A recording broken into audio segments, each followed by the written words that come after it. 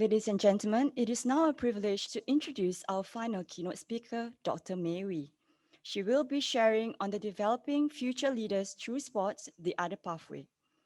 Dr. May is a successful, homegrown athlete who represented Singapore in major sporting events in swimming, including 1992 Olympics in Barcelona, 1994 Commonwealth Games, 1990 and 1994 Asian Games, and multiple SEA Games from 1989 to 1997. During her hiatus from sports competition, she earned her medical degree in Charles University, Czech Republic. Years later, she returned to the competition scene as a highly successful professional MMA athlete competing in various promotions. She was signed to one championship as a professional MMA fighter in 2016 and subsequently represented Singapore again in 2018 Asian Games in Jiu-Jitsu. She was named team manager for Jiu-Jitsu national team and led the team to their very first SEA Games in 2019, with a medal haul of 2 golds, 1 silver, and 4 bronzes. May has also recently been appointed Vice Chairwoman of the Women and Sports Committee, where they aim to develop and implement strategic policies to help female athletes in their sporting career. She is also keynote speaker to many reputable companies.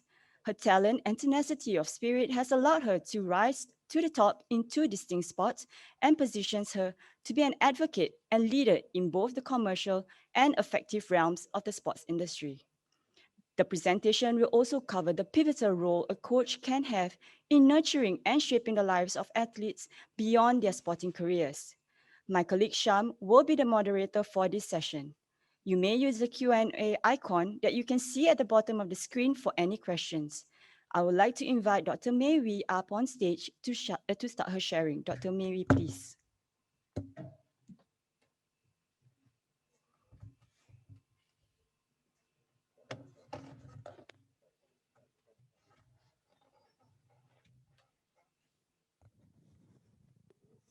Good morning, everyone. Well, as you can see, I am on location on site here at Coach SG. So I hope everyone's well and welcome to day 3 of Coach SG. I'm really, really honored to be here, and I'd like to thank Azar and the team at Coach SG for inviting me and letting me share some of my thoughts about developing leaders using sport as a channel to do that. Um, I've been very fortunate. Growing up around sports, I had and great teachers had a significant impact on my perception of community, leadership, and service. I was coached by great educators who placed much emphasis on my personal growth, perhaps even more so than the outcomes of a race or a fight. The voices are now a distant echo, but the lessons have coalesced into my North Star.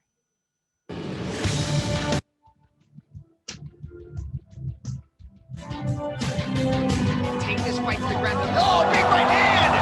Down goes May Wee early. Aaron Osman pounces on top of her. Here comes the ground and pound from Aaron Osman. May Wee had a whole lot of bother early on. This crowd going nuts for Aaron Osman. But May Wee finds a way back to her feet.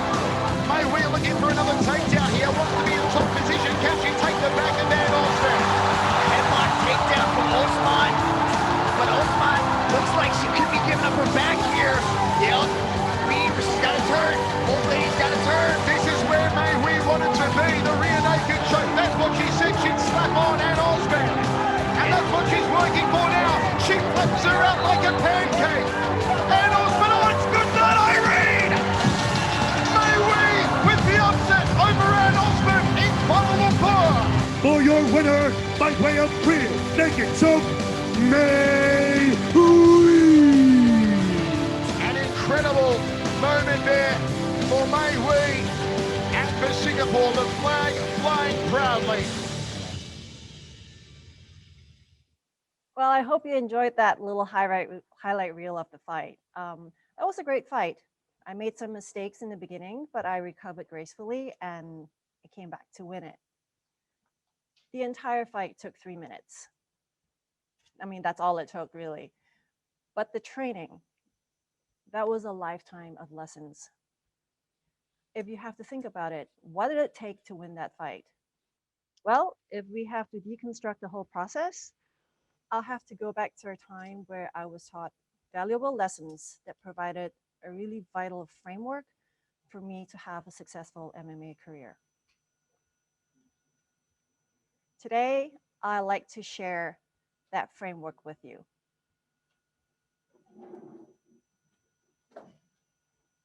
Looks like we have a bit of a technical hiccup there.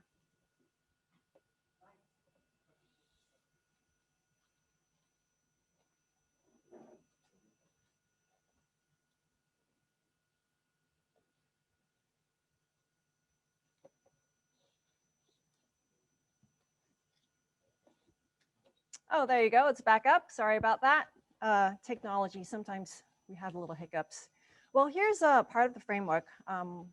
The first thing I like to address is nutrition and eating habits. Fighters need to make weight before every fight. It's probably the worst part of professional MMA. The fighting part's fun, but the dieting, not so much.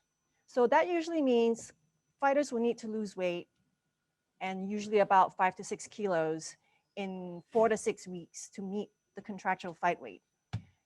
Making weight was relatively easy for me because I had good eating habits.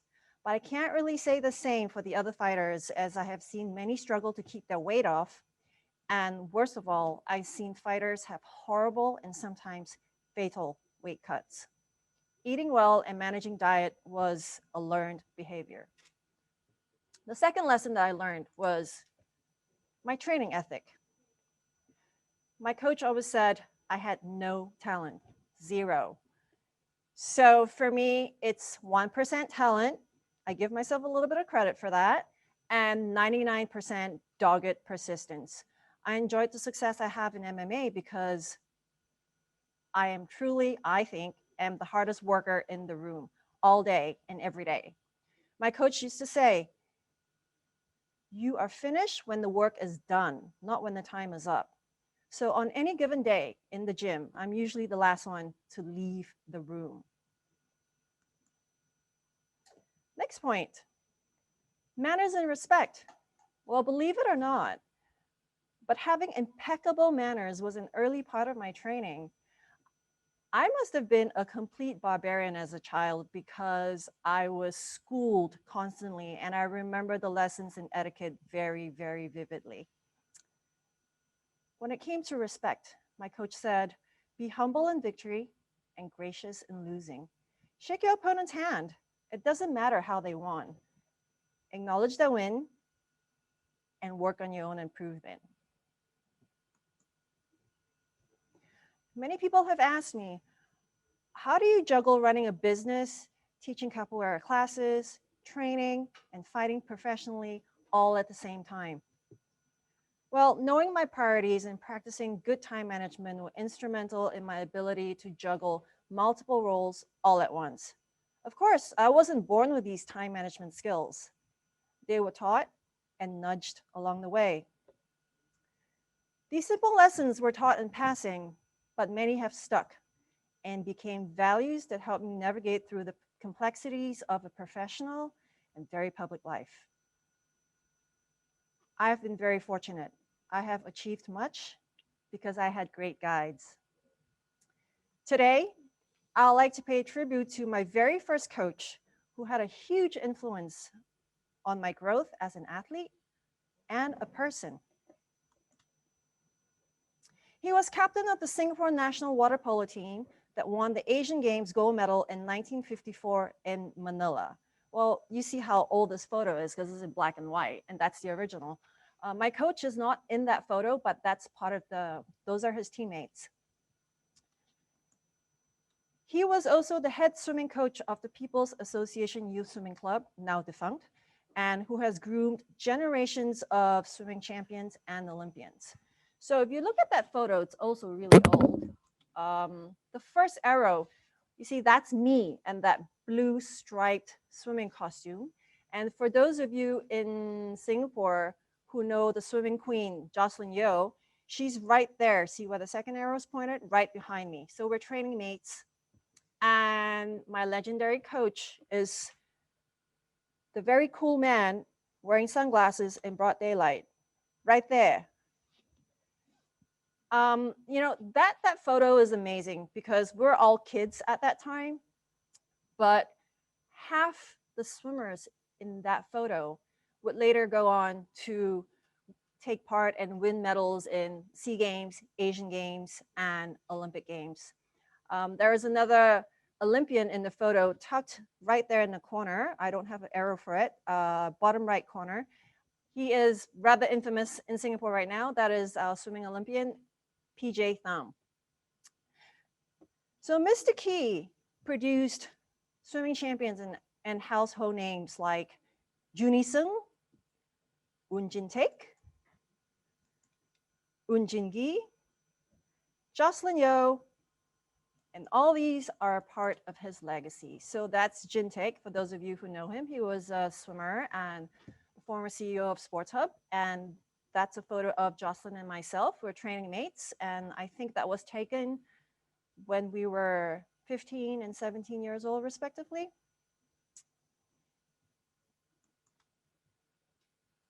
And that's the legendary Mr. Key. Mr. Key had done much as an athlete and as a coach. He was simply a legend. I can trace all the important lessons to very specific experiences with him. He was the original storyteller. His stories were endless. There was a story for everything, and every story had a message and a lesson to be learned.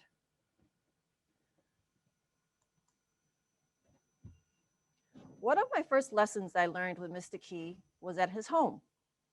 Meal times at Mr. Key's was very special. During school holidays, Mr. Key would whisk me off to his home after a hard morning training session, and his lovely wife, Mrs. Key, would prepare lunch. It was refueling time for me before the afternoon training sessions. As you guys know, swimmers are probably like the only athletes who like train twice a day or 3 times a day, morning sessions, night sessions. Mr. Key's idea of refueling is usually a piece of steak the size of my face, potatoes, carrots, and green beans all nicely laid out on my plate. Mind you, we're talking about feeding a 9-year-old. Dining rules in his home were simple. I'm only allowed to leave the table after I finish all the food on my plate. Needless to say, meal times with him was excruciating. It usually took me 2 hours to finish all the food. I wasn't allowed to complain, so I kept quiet and ate like a mouse. On top of all this, dessert was never on the menu, so that just took away any joy during meal times. Mr. Key used to say, almost every day, if you want to be a champion, you have to eat like a champion. You see, this mantra has stayed with me till now. My awareness in sports nutrition stemmed from him. It was enforced brutally during holiday breaks, and it became a routine. For the longest time, as an adult, I was traumatized by the sight of a piece of steak, but at the same time, dessert never became part of my diet. My personal philosophy on food is fuel or medicine. And with great eating habits instilled at a young age, making weight for a fight was never a problem.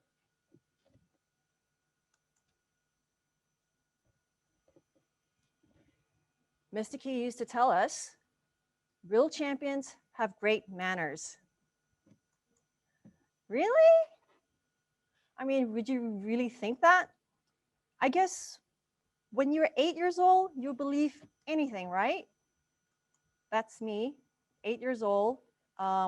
If you can see the rest of my teammates, we're all wearing matching caps and swimming costumes. That's because we were at an international competition somewhere in Indonesia. Lessons of manners and respect with Mr. Key. Every morning, walking half asleep into the Toa Payoh swimming complex at 5:30 was the epitome of my daily grind. It sucked, and it never got easier. But as soon as I walked up to Mr. Key, I would perk up right away, bright-eyed, bushy-tailed, and greet him. Good morning, Mr. Key. And of course, I have to remember to smile. Because anything less than that, I would have gotten a dressing down for having a bad attitude even before I got into the pool. So it didn't matter if a 9-year-old was tired, grumpy, or upset. Manners and respect were the backbone of every interaction with Mr. Key. It was really simple things like, yes, please, and no thank yous, and oh, negativity was never allowed around him. He was allergic to bad attitude. So these were daily lessons that we learned and I learned from him. 30 years later, in the thick of a professional MMA career, trash talking or putting my opponents down to promote a fight is still totally unacceptable for me, even though that is completely okay and common practice in professional MMA. My upbringing in sports just does not allow it. When I suffered my worst losses in swimming and in MMA, and despite feeling humiliated and disappointed and sad, I could look my opponents in the eye, smile, shake their hands, and acknowledge the win in the spirit of true sportsmanship. I was taught to respect your opponent and respect your sport. And you will be respected even when you're no longer a champion, because that day will come.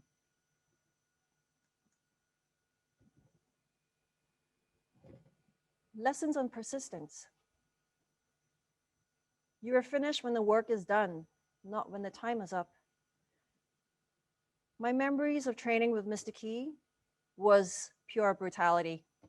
I don't remember easy or fun training sets. For over 8 years, the golden hours between 5 to 7 p.m. was spent staring down the blue line in Toa Payoh Swimming Complex. One of the ways Mr. Key would finish a training session was the dreaded 1,500 meters butterfly. Well, if you're doing the math, it just means 30 laps of a 50-meter pool swimming butterfly at the end of a 2-hour training session. Those who didn't finish by 7 p.m. would be funneled to the snail lane while the rest of the swimming pool was opened up for public swimmers, just so we wouldn't get in the way. Well, the reality was I spent a lot of time in that snail lane, often finishing the butterfly set well past 7 p.m. Through all that, that's where the attitude 99% dogged persistence was forged. Through snails and butterflies. When I suffered a knockdown in the first 19 seconds of the fight in the video you saw earlier, the fight could have ended right there. But my task wasn't done. I fought back to finish the job. It was my tenacity that got me through the bad start. And that was an attitude forged in childhood.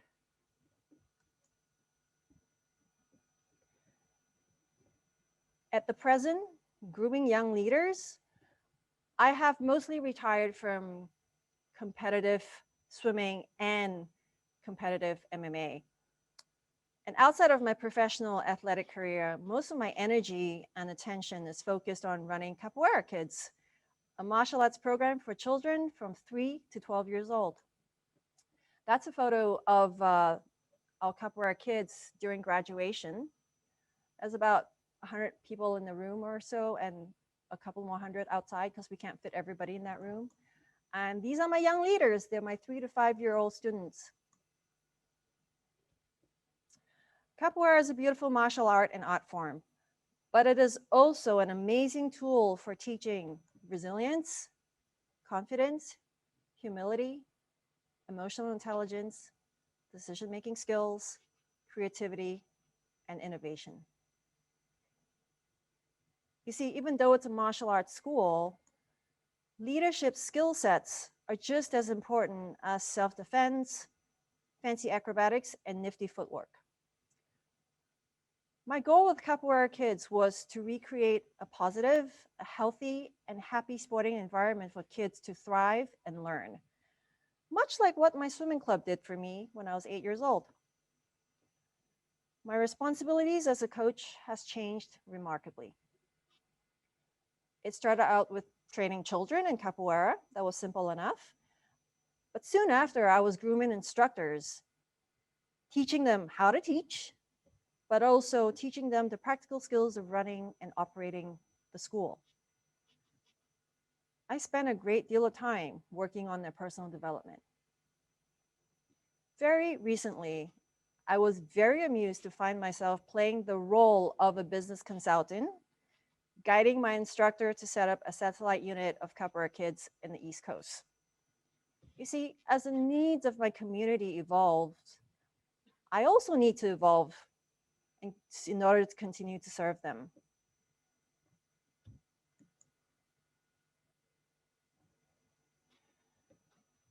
My first big leadership role, that was a real uphill battle. 2019 SEA Games and leading a team to battle. Well, that was a year where I had to bring together 9 different and very talented athletes. There you go, they're my 9 superstars. That photo was taken in the last training session before they boarded the plane to go to Manila. In the beginning, I had to convince, cajole, and educate them on their responsibilities as national athletes.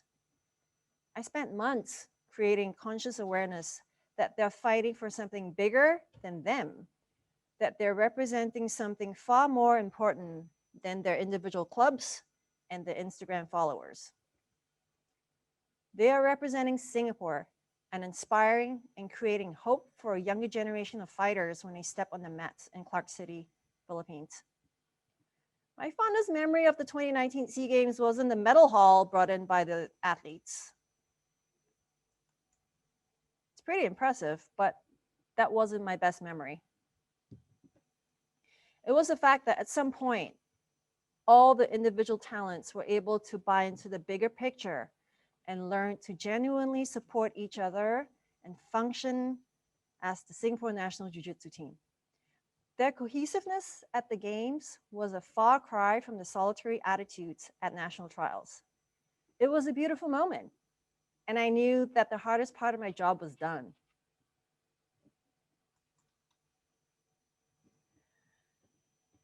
Leaders are going to get tested, and we get tested all the time. And as I learn and adapt to the ever-changing world, I make a conscious effort to stay relevant by keeping a pulse on my communities. What are the challenges faced by the different communities? How can I offer a solution or give helpful input? How do I make a difference? What existing skill sets, knowledge, and experience do I have to help my communities at this point in time? But what will I need to learn to help them in the future? See, 2020 has been an exceptional year for challenges. With the onset of COVID, communities are faced with challenges at every turn. At the height of lockdown in Singapore, otherwise known as circuit breaker, I brought the entire capoeira community together, and that's 10 years worth of students, parents, families, and it was across all international time zones to train with me and stand together in solidarity. Basically, I held online classes every day so alumni and new students could connect. And for 1 hour each day, everyone could train, take care of their mental and physical health, and disconnect from the negativity of surviving a global pandemic. Students living in Australia, Indonesia, Thailand, USA, Canada, Switzerland, all logged in at the strangest hours to be part of something positive. It was truly humbling. In recent times, I'm giving back to sport by serving several organizations. I'm currently serving on the executive committee of Jiu-Jitsu Association. I was recently appointed as vice chair of the Women in Sports Committee, and that is part of SNOC, otherwise known as the Singapore National Olympic Council. And even more recently, with the newly minted Nawaza Commission, I now serve as a committee member under the Jiu-Jitsu International Federation.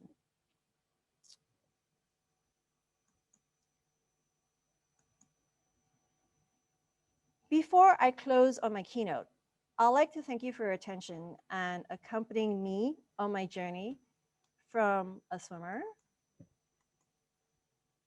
to a professional MMA fighter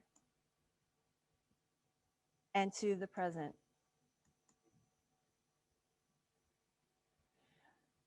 I'd like to talk a little bit about my young leaders. The little boy on the extreme left is 15 years old. He's been training capoeira for 10 years. It means he started at 5. He's quite a pro at 15, and he is next in line to being groomed as an instructor and as a leader. The girl on right next to him is Maya. She did the exact same track, and she'd been training for 10 years. And she was groomed as a young leader, and she's now in Boston University studying neurosciences.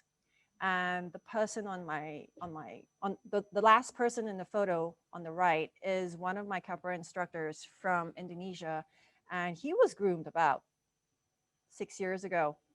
So we have a legacy and a process and a formula for grooming young leaders. Okay, we're now opening up for Q&A, and I'm going to hand this over to the moderator, Mr. UK Sham, to Singapore's fastest man. Take it from there, Sham. Thanks, May. Thanks so much for that really human and insightful story about your life. And it was really wonderful to go through like a bit of a journey through sports history. Amazing stuff. Could we just invite the audience to ask some questions through the Q&A function? Really anything that you want to ask May about regarding her career or concepts of values or some of her observations about the local sports scene and her experiences, please feel free to type and I will ask May the question.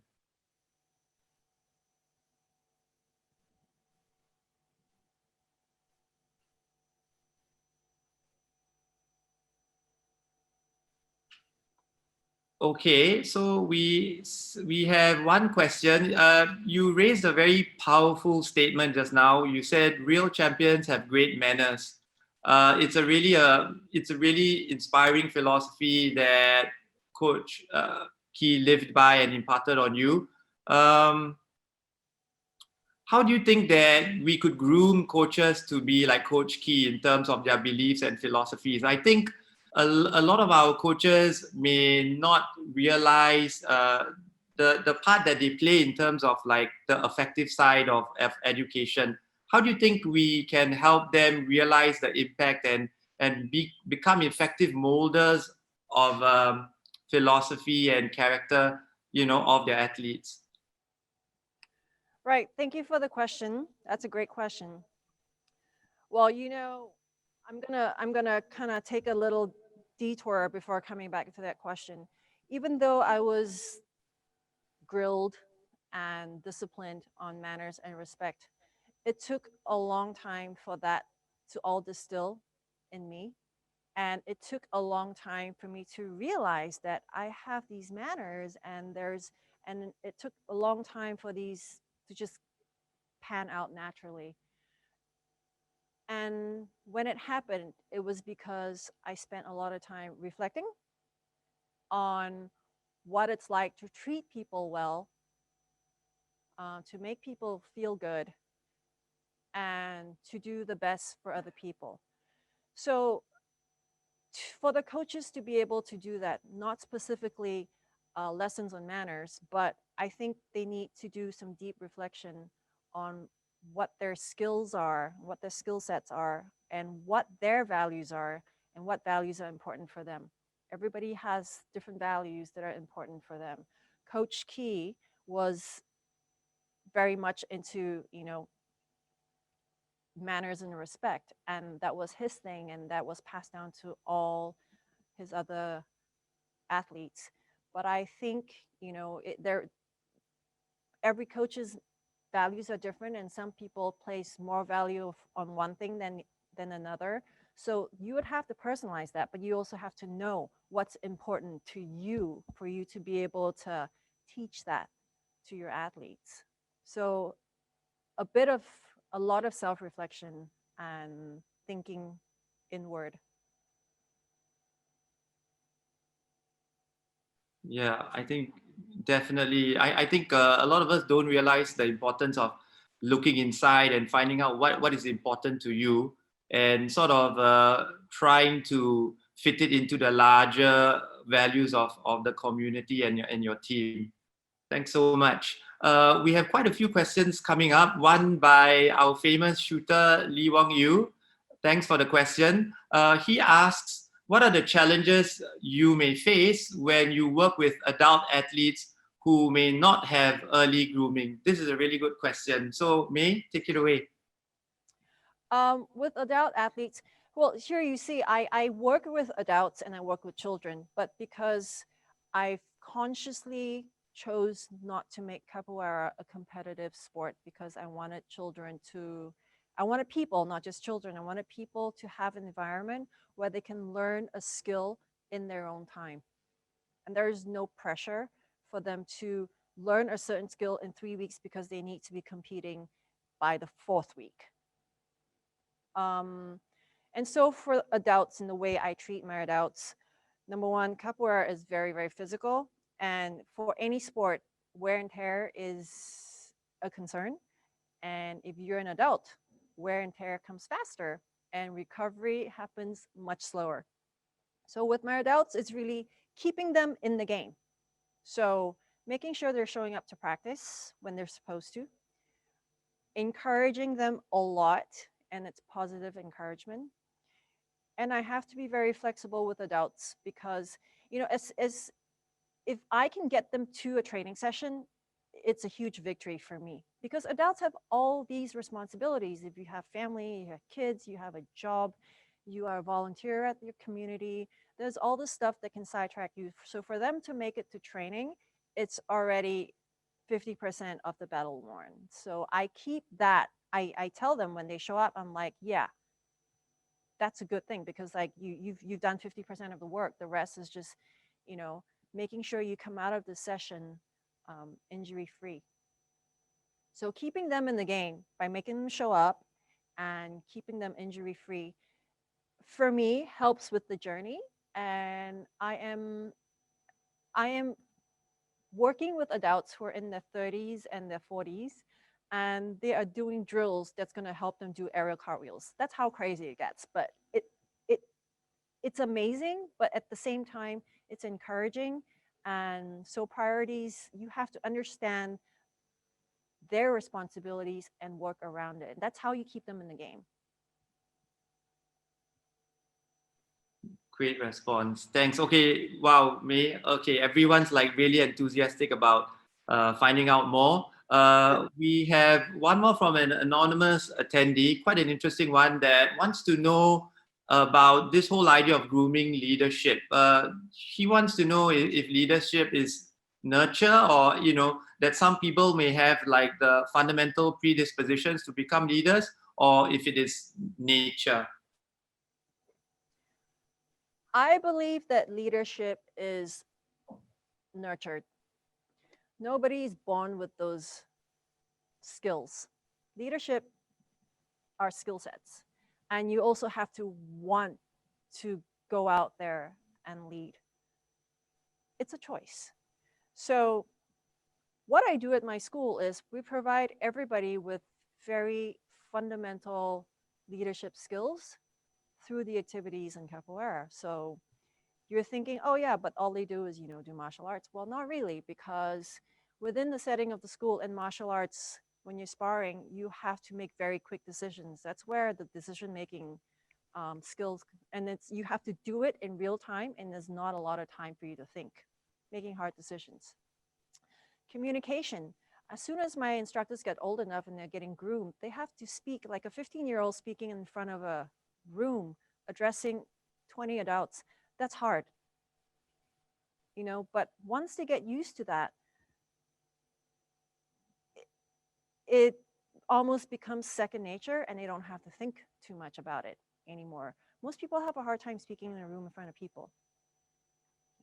And skills for managing and relating to people. My leaders are groomed not only in teaching, but they also have to learn how to interact with parents at the reception, talk to younger students and guide them and teach them. So you have to have good communication skills for you to be effective as a coach. So as young leaders, we groom them to have these skills, and it's through practice, it's daily practice. It's nothing extraordinary. It's everything they do every day that they're in class. They're given a task on top of their regular training. So this comes on very, very naturally. And by the 10th year, they're addressing a group of adults with 300 people in the room, and they can speak and not stutter and freeze. So it looks like I think there's really a fundamental link between like the technical aspects of sports and the values part, and a sort of a balance between self-awareness and awareness of the surroundings and the people that you're mixing with and communicating with. Okay, a lot more questions by enthusiastic audiences. Lawrence Chu wants to know, in transitioning from swimming to MMA, what are the transferable skill sets you think are important? Right. The most important one, I think, is the persistence and patience. It took a long time for me to establish my career in swimming. I started competing when I was 8, and I won my first SEA Games medal at 13. But I won the gold medal when I was 17. So that was almost a 10-year journey. And but that was when I was building the foundations of being an athlete. The conditioning, muscle memory, mental toughness, resilience, knowledge on nutrition, and just learning about your body. I think that's very important. Everyone's body's different, and we as athletes we're always taught to listen to your body.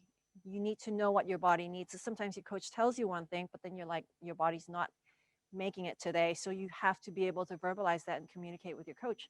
So these things are very subtle, but it's information that gets picked up, and I had to learn it. And then it only manifested itself when I was 17 and then won the gold medal, well, 4 gold medals.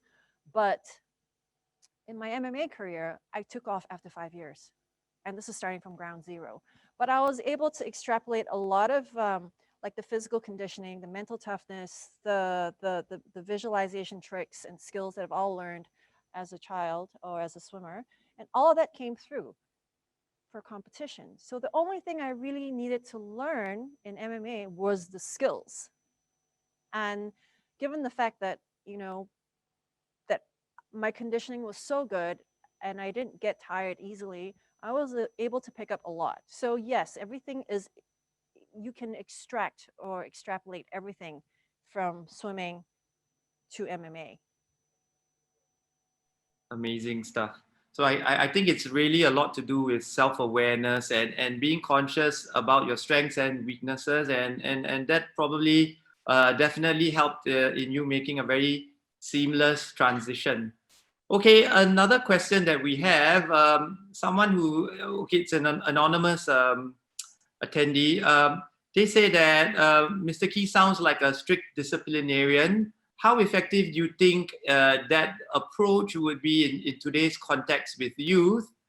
And would an approach of chatting about values be more effective than sort of like this carrot and stick approach? I mean, would you agree that their characterization of Mr. Kee is accurate?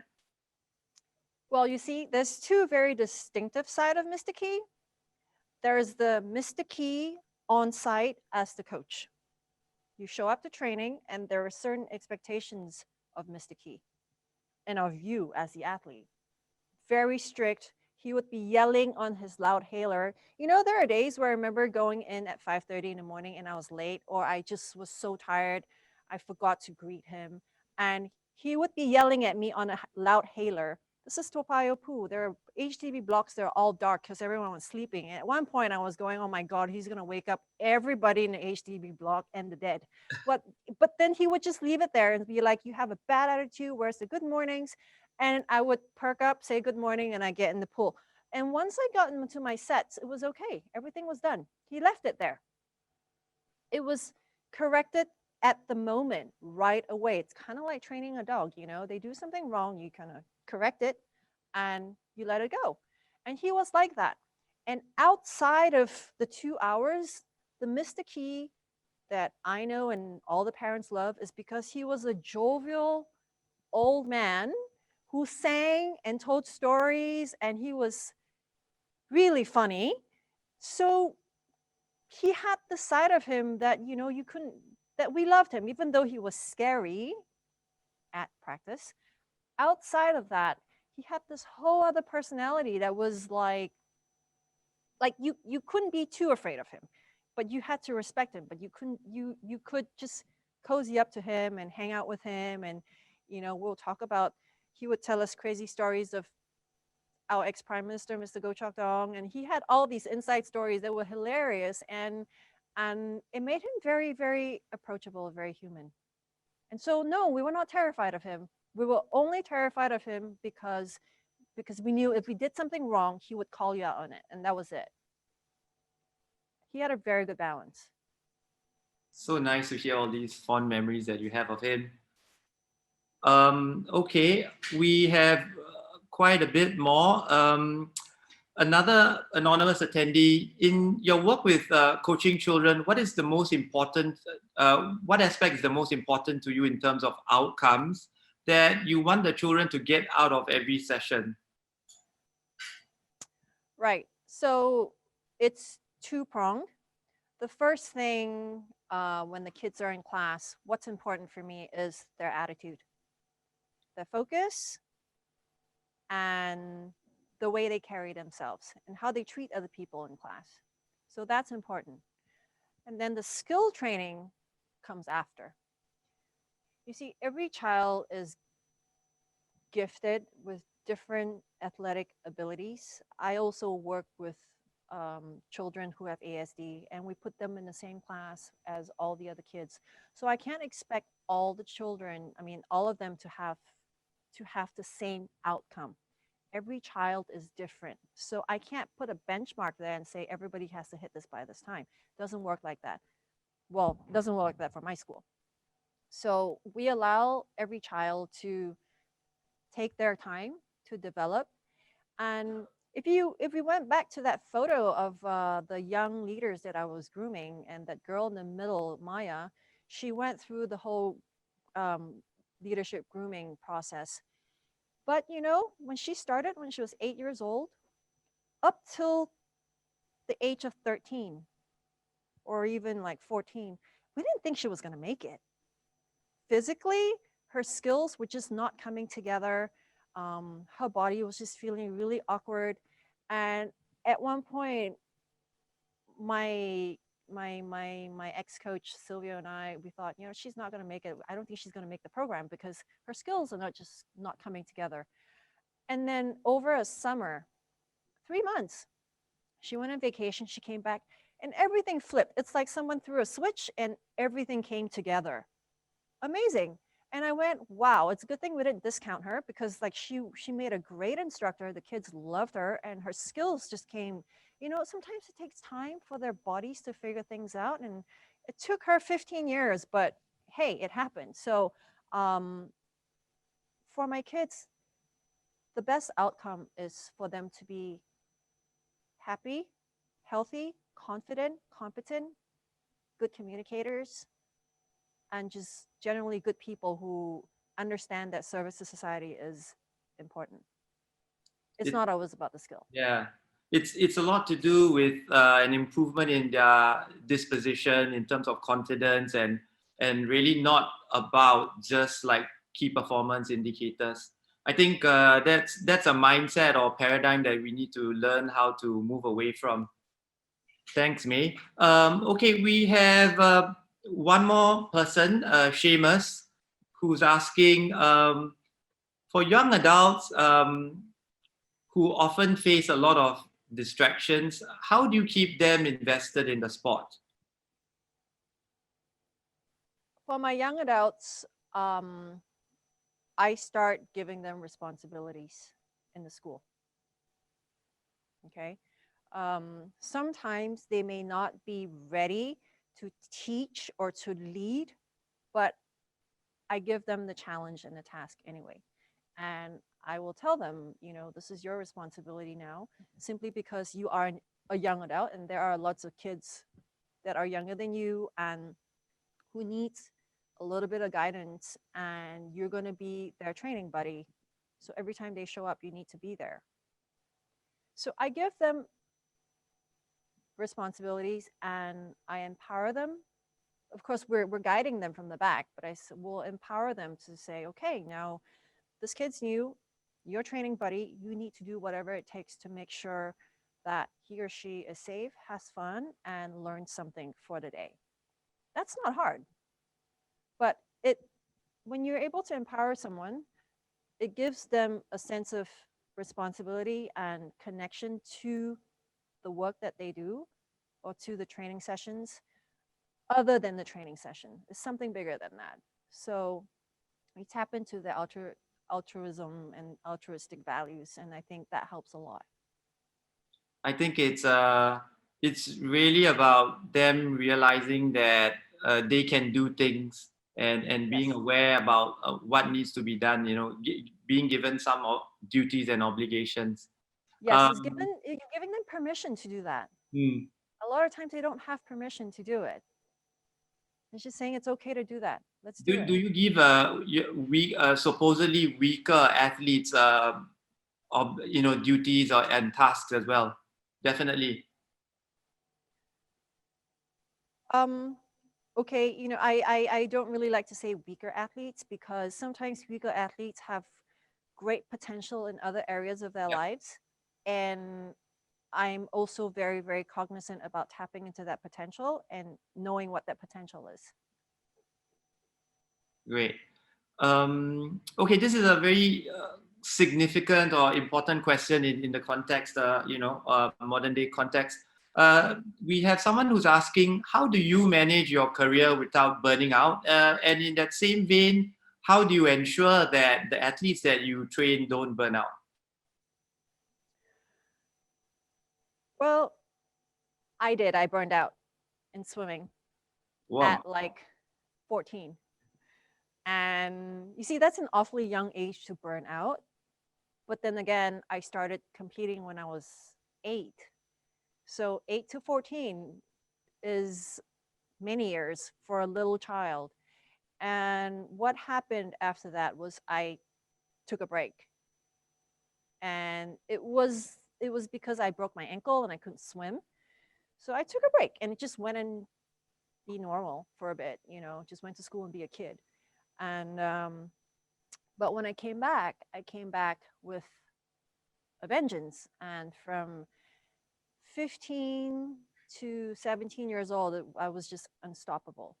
So taking that break is important. And in my MMA career, I was already aware of burnouts, and I made conscious effort to have a lot of fun when I'm not training. So like, that would be months where I'm like 3 months I'm not training martial arts, but I'd be out surfing for hours for like 2 months, and I'll do, other sporting activities to stay in shape, to run. I'll do some shadow boxing, but I kind of attenuate the intensity of my training mentally, not physically. And and I think that's important. It gives your body a chance to rest, and it gives your mind a chance to rest. You're not constantly stressing about the next competition, the times you have to hit, because these little stresses are cumulative, and after a while, it just becomes this huge snowball, and you don't know where it came from. So I'm very, very cognizant about that. But of course, when I was doing MMA, I just sort of unaware of really thinking about stuff like this. I just kind of attenuated everything. And then later I realized, yeah, you know what? I did that because I didn't want to suffer that burnout.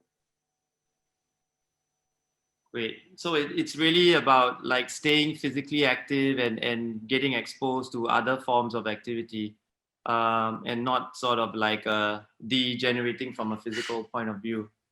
Well, as an athlete, you really have to stay in tip-top shape, Yeah. but you'd be surprised. Like I after that Ann Osman fight, I'd suffered a concussion right that minute when she tagged me in the head. Like I was concussed. I was fighting with a concussion when I finished Oh the my. fight. So if you ask me anything about the fight, I can't remember anything. And I was just looking at the video. I can't remember much of what happened that night. So 4 weeks later, I had the Asian Championships. I had to compete in Jiu-Jitsu in the Asian Championships. But because of my concussion, I couldn't train for 4 weeks.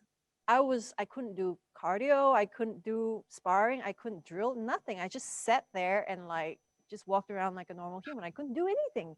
So did But you the only thing I needed to do was keep my weight on point so that I could fight 4 weeks later, so I'm not getting like fat. Amazingly, 4 weeks later, I just rocked up to the mats, straight off a concussion. The doctors cleared me, and I said, "Yay, I can fight." Got up on the mats, and like basically won the championships. I think I had 5 fights, but everything kicked in. Everything was okay. Like nothing. It's like nothing. I didn't skip a beat. I had not trained for 4 weeks. That's unheard of, and just rocking up to competition. So really, your body remembers a lot more than you give it credit for. So yeah, I think allowing your brain to rest and to not worry helps a lot with mitigating the risk of burnout. definitely? I think it's also about worrying too much and how that it's sort of like paralysis analysis, and being paralyzed by it, and being too worried about the outcomes. I think it also helped that you were fresh mentally going in, after the break that you took. Okay, we have one last question. We don't really have time after this. David Chin asks, you seem to make training fun for your young athletes in your school, but you noted that training was not fun for you as an 8-year-old swimmer under Mr. Key. If you could coach yourself when you were 8, what would you change? Well, Mr. Key coached me, or coached us in the way that he knew, because he had a responsibility to produce swim champions.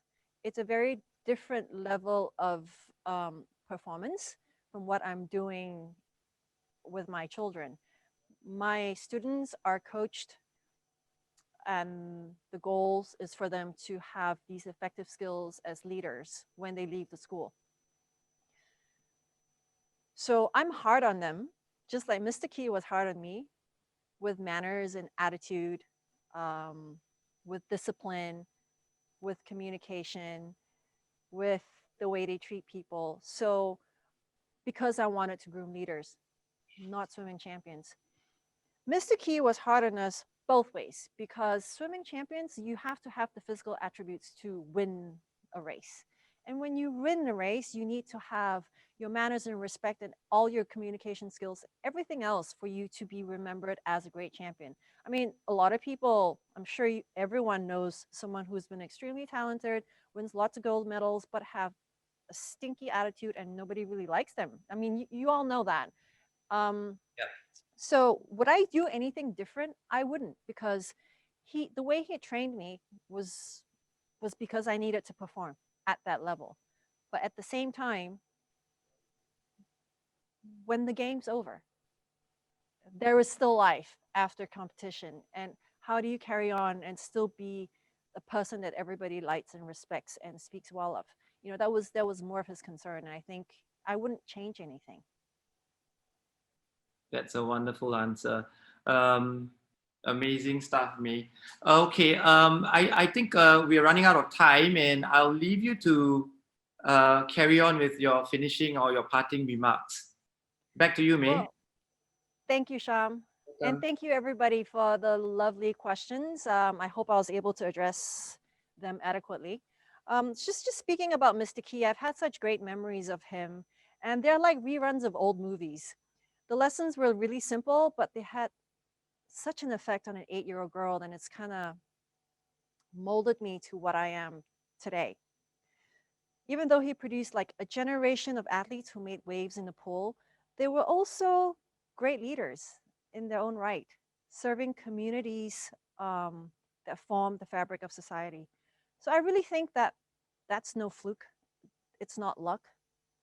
I think there is a formula and a process.